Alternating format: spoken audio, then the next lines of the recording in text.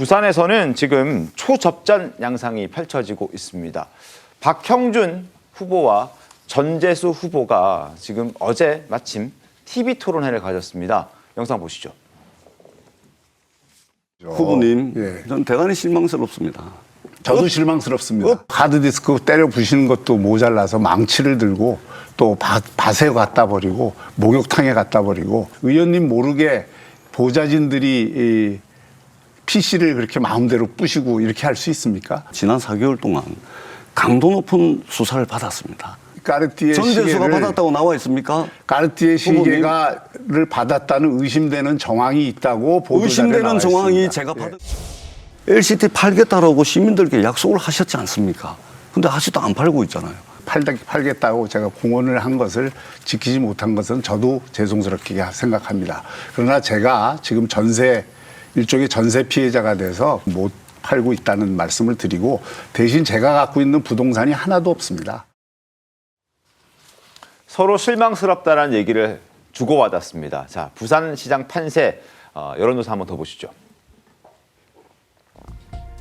자, 부산 전재수, 박형준 43, 41 오차범위 내에서 초접전 상황입니다.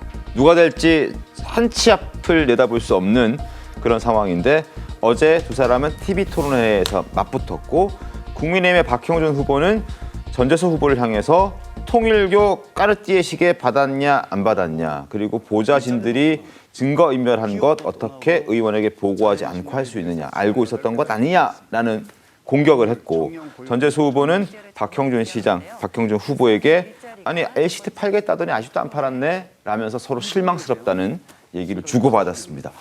이동학 의원님 어떻게 보셨습니까? 그러니까 저는 좀 오히려 저 장면들이 좀 실망스러운 게 부산이라고 하는 곳이 지금 초고령화 속도가 가장 높은 도시예요. 속도가 가장 빠릅니다. 이제 그런 상황 속에서 비전을 갖고 경쟁을 해도 시간이 부족할 판이에요. 부산 시민들은 지금 굉장히 마음이 좀 급할 거예요. 왜냐하면 17개 시도 중에 가장 속도가 빠르고 더더군다나 미래 비전이 지금 잘 안 보이는 그런 상황 속에서 치러지는 지방선거입니다. 근데 전재수 후보가 지금 북극 항로 그다음에 해사법원 유치하겠다 해가지고 지금 이 법까지 통과시켜가지고 이제 향후에 만들어지게 될 텐데 여러 가지 비전 이슈들이 있음에도 불구하고 그걸 중심으로 논의를 하기를 유권자들은 기대할 겁니다. 근데 그런 점들을 보여주는 것이 아니라 상대방의 꼬투리를 잡아가지고 그걸로 시간을 이렇게 채우게 되면 유권자들의 실망도 있을 것이고 모르겠습니다. 저런 부분들이 실제로 이 후보에 대해서 실망해서 올 표가 안 오고 안 올 표가 오고 제가 볼 땐 그럴 것 같지 않거든요. 이제 그런 것들은 물밑에서 하시고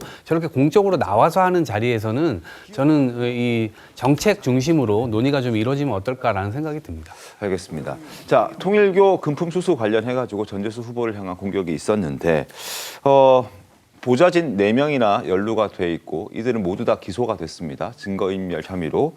그런데 과연 이걸 전재수 의원이 몰랐을까 하는 부분들에 여전히 의문이 남아 있습니다. 과연 의원들이 자신의 사무실에 있는 기기, 아주 중요한 컴퓨터 하드디스크라든지 여러 물품들을 보좌진들이 없애는 과정에 과연 몰랐을까?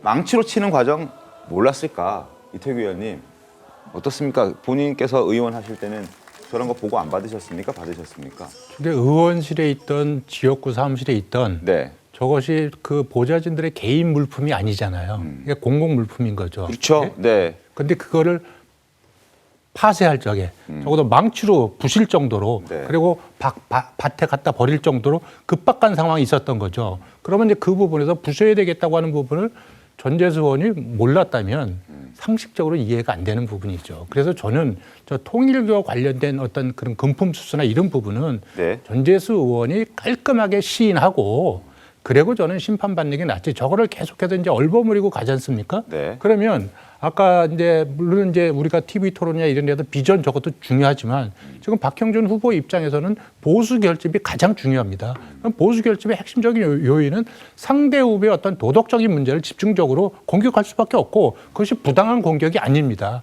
그렇기 때문에 까르띠에를 받았느냐 안 받았느냐 명확하게 설명할 수 있어야 되는데 설명하지 못하면 아마 선거 끝날 때까지 계속해서 저 부분을 추궁할 수밖에 없다. 그리고 도대체 자기 직원들이 그런 엄청난 일들을 하는 거를 위에 의원이 몰랐다. 이 부분에서 나는 몰랐다. 이것도 제가 볼 적에는 오히려 더 손해보는 것이 아닌가. 저는 그렇게 생각을 합니다. 그래서 저는 인정할 거 인정하고 당당하게 평가받는 그런 선거 전략으로 가야지 계속해서 은폐하고 모르쇠로 일관했을 경우에 저는 그것이 적어도 민주당 지지층한테는 영향을 미치지 않을지 모르겠지만 네. 적어도 국민의힘이나 어떤 중도층에 있어서는 전재수 후보가 도덕적으로 상당히 문제가 있구나 이런 의구심을 더욱더 키워나갈 수밖에 없다 그렇게 생각합니다. 알겠습니다.